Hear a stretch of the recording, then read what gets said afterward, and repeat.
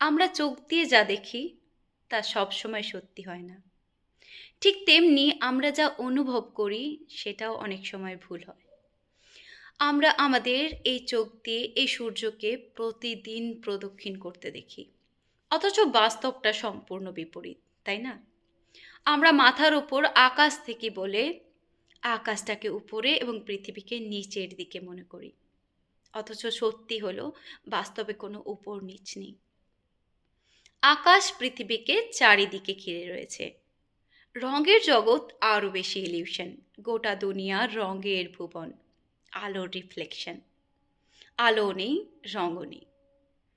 আদিবাসী আমেরিকানরা কলম্বাসকে জলে ভাসা অবস্থায় আবিষ্কার করলো, আর সেই কলম্বাসই তাদের লুট করলো, দাস করলো এবং আমেরিকার আবিষ্কারক হিসাবে নাম লেখালো। সংবাদপত্র যাকে বীর পুরুষ বলে ধারণা দেয়, হতে পারে সে একজন কাপুরুষ।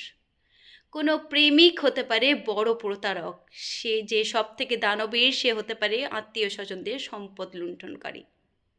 দৃশ্যমান ঘটনার অন্তরালে লুকিয়ে থাকতে পারে অন্য কোনো অভিসন্ধি।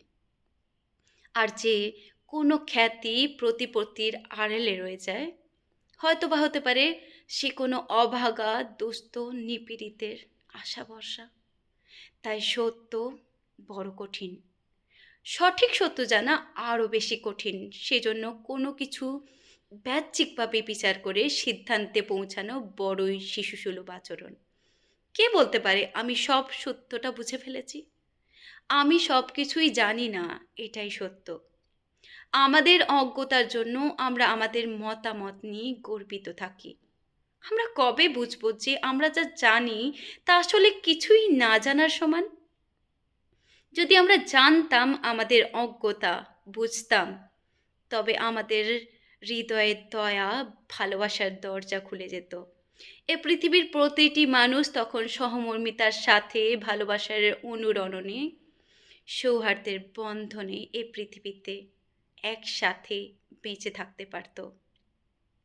ধন্যবাদ।